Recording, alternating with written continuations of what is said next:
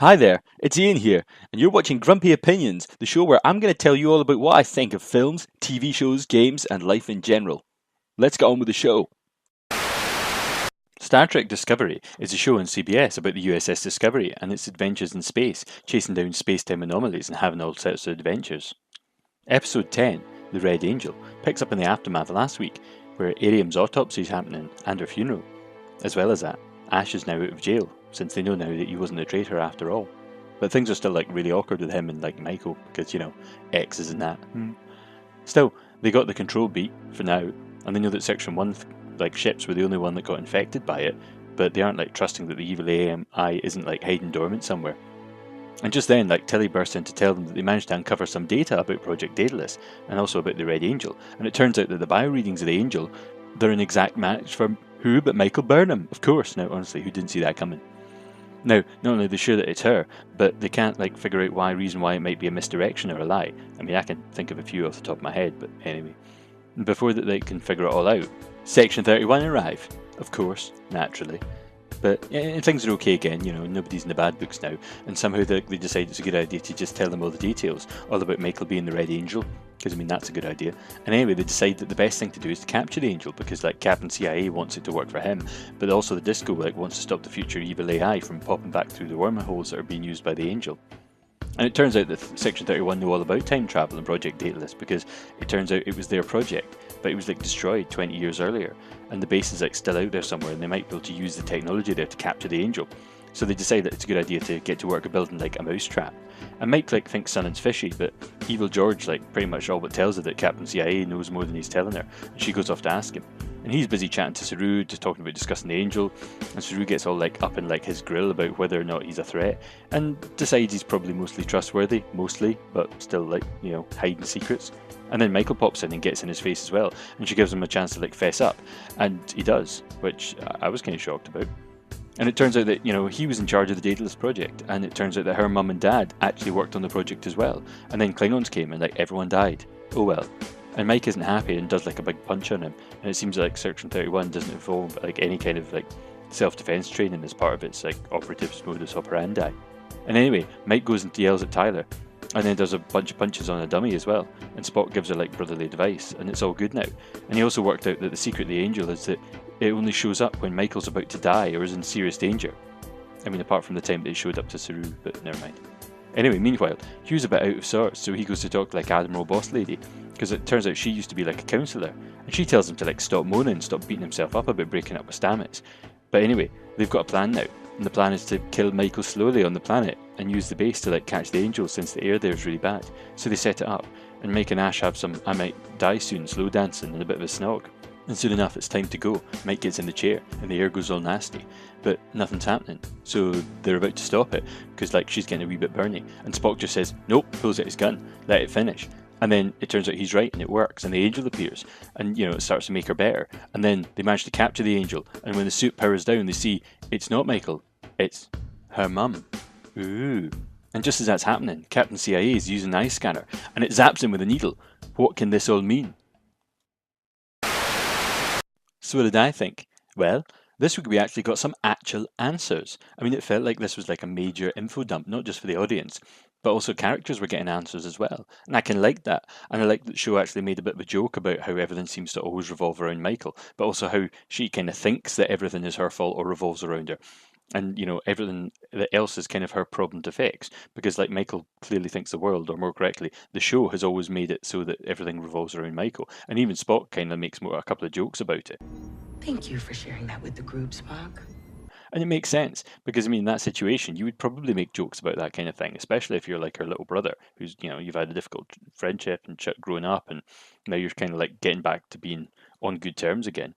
And another thing that was interesting is the subversion of expectation, which is, really the in thing in films and TV at the moment.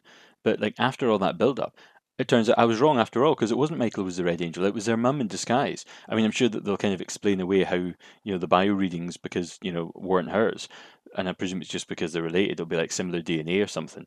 I mean, that seems convenient. But anyway, I'm glad that they actually did that, and it shows that she's not actually dead. She's been off in space, appearing to Michael in times of need, and also that one time when she appeared to Saru, which they seem to have forgotten about. I mean, maybe there'll be a line of dialogue about that next time, but it seems weird that they just completely missed that out and didn't actually talk about it or kind of explain it away. I have to admit that I'm kind of glad that it's Michael's mum, because I've been thinking all along that this was going to basically be some kind of cheesy rip-off of the whole bent neck lady thing from the Haunting a Hill House. I mean, maybe it is. It's time to wake up, sweetheart. Ugh. Oh, how good was that show? Honestly, loved that show. Anyway, what it's more like is it seems that it might be a bit more like the Babylon 4 storyline from Babylon 5. And to break that down really briefly, I mean, that was basically there was a space station trapped in a time vortex, and the good guys from Babylon 5 went to find it. And on it, the crew were all trapped, but there was a spaceman who kind of appeared and disappeared with a timey-wimey vortex. And of course, it turned out later on that it was actually the captain from Babylon 5, and he'd been in the future. And actually, they ended up retconning that later, so it turned out to be both him and another character. So anyway, it's interesting. Let's see where Discovery goes with that. But if Michael ends up having to put on the suit as well at some point and being some of them, then that could be why. Anyway, so that was stuff I liked this week. But you know what I didn't like? A few things. Now, again, a lot of the stuff that I'm actually going to talk about is not actually necessarily a problem with this week's episode. A lot of it, like last time, is kind of a hangover from the show not having set some stuff up right from the start, or from having them change it slightly, and how the writing's been very different in than the latter part of this series than it has from the beginning, and been very different from season 1, where it was all incredibly Michael centric. Now and then it became Michael and Pike centric. And now in the last few episodes, they've suddenly started to add in a lot more stuff to do with the rest of the crew and the cast, and it's been much better. Well, right, going back and starting at the beginning of the episode, the opening it is like a 5 minute long funeral, and it's literally 5 minutes of the episode, where it turns into a glee finale when they're all waxing lyrically about Airiam, who died seemingly at random, and then Saru does a big sing song.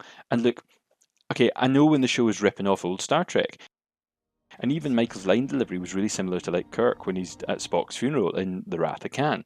And it really felt like that. It really felt like they were just ripping that off. And maybe it was meant to be a homage, but it just felt like a rip-off. And now Spock was also a beloved character. Airiam, she was barely beyond the point of being an extra. I mean, here, did you see there was a big scene in this when they brought in Airiam's replacement, Blondie McBlondeface? Now, actually, here's an interesting bit of trivia. The actress who's playing Airiam this season is not the same actress who's playing Airiam in season 1. That blonde actress who replaced her, that's Airiam from season 1. And the actress who played Airiam in season 2, who died, was actually a completely new actress. An interesting trivia, the actress who played her this season was actually the same one who played Mama in some of the scenes in the film Mama, when she wasn't being played by Javier Botet. Remember him? I mentioned him earlier in the season. Anyway, in some of the scenes in that, Mama wasn't a horrible scary monster, it was just this tall, skinny actress, and it's the same actress who played Airiam. So there you go, trivia. I presume that what happened is the girly cast in the first season they really liked, and they didn't want to kill her off, so they just said, well, you know what, you've been in a funny costume, so let's have you out of the costume after we kill this character off, and you can just go back to being a normal bit of bridge crew. Interesting. I wonder who she's good friends with. Anyway, after a second week of it being a really good show, we've also gotten back to some really, really cheesy, soapy, terrible TV writing. Honestly, soapy. So soapy, it's like dishwater soapy. And I was a wee bit disappointed. And let's just flag up a couple of things. Right, why did Nala come and apologise to Michael and want to shake her hands? I mean, surely it should be Michael apologising to her, because Michael was the one who was not helping her when she was dying, and Michael was the one who wasn't following orders and wasn't going to kill the psycho killer robo lady. And it was actually Nala who knew something was wrong, acted on it, nearly died for it, and ended up having to save the day. And yet Michael's the hero and Nala has to apologise. I don't understand. Doesn't make sense.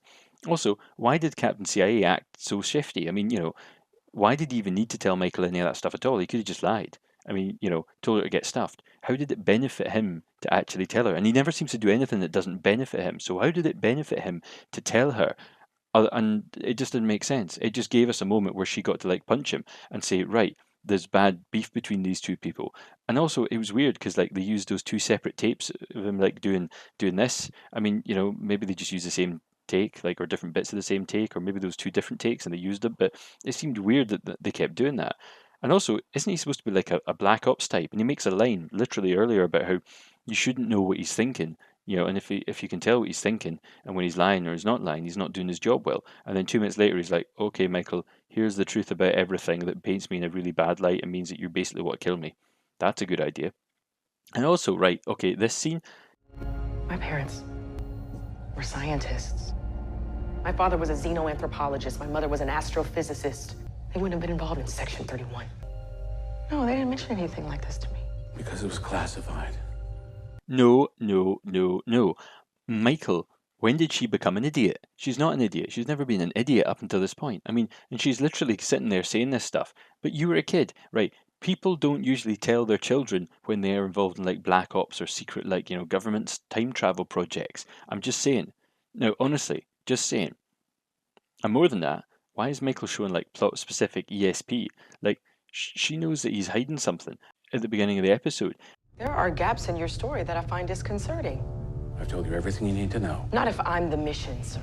In previous episodes, she's never given a toss when the slightest bit of information is withheld, and the audience just accepted it because that was how it was written. And this week, inexplicably, she just isn't happy and it's like, I know you're hiding something, and we're supposed to accept it. Now, I will accept that there's probably a possibility that it might be because it's specifically the whole Red Angel thing is to do with her, and she's worried about herself, but it seems odd that she's getting cranky about this.